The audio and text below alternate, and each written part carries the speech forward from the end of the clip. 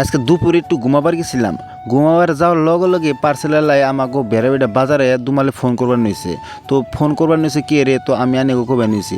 আমি 14 তারিখে একটা মাইক্রোফোন অর্ডার দিছিলাম। তো আজকে হলো 18 তারিখে মনে করেন যে আজকে হে মাইক্রোফোনটা আইসে আর লগে লগে পার্সেলম্যান আমার দুমালে ফোন করবার নিয়েছে। তো আমি দেরি না করে ডাইরেক্ট কিন্তু ঘুমে থেকে উঠে যাবেন নিয়েছি পার্সেল নিয়ে। একটু পরে একটা ভাঙ্গা সাইকেল নিয়ে ডাইরেক্ট আয়া পড়লাম আমাকে বেড়া বেড়া বাজারে যায় দেখি পার্সেলম্যান কোনজন গেছে। তো যাও নে আমি কিন্তু বাহারুলের দোকানে আয়া পড়লাম বড়া খাবার নিকে। বড়া খাবার আয়া আমি কিন্তু আন্ডা আর বুট কিনা খেলাম। আমি আন্ডা বুট খাওয়ার পরে পার্সেলম্যানরে ফোন করলাম। ফোন করার লগে লগে আয়া পড়লো আর লগে লগে আমারে হে পার্সেলটা দিবার নিছে। তো আমি পার্সেল নিয়ে এখন যাবার নিছি বাইতে যাওয়ার রাস্তায় আমার যতটি ফ্রেন্ড আছে ওরা তার মানে বাজারে যাবার নিচ্ছে। আর বাজারে যাওয়ার অবস্থায় আমার কিন্তু টাইনে ধরে খাড়া করার পাতে ওরাই কিন্তু মাইক্রোফোনটা আনবক্সিং করলো। আনবক্সিং করার পরে আমিও লগে লগে মোবাইল দিয়ে মানে ট্রাই করলাম সাউন্ড ক্লিয়ার আছে নাকি না আছে। তো সাউন্ড তো ভালোই আছে। তো দেখলাম, দেখার পরে ওরা ব্যাকে দেখার পরে কবে নিচ্ছে যে এটার প্রাইস কত। আমি কিন্তু মিছা কথা কইছি যে 300 টাকা, অ্যাকচুয়ালি 300 টাকা না। তো গাইস এইটা মাইক্রোফোনটার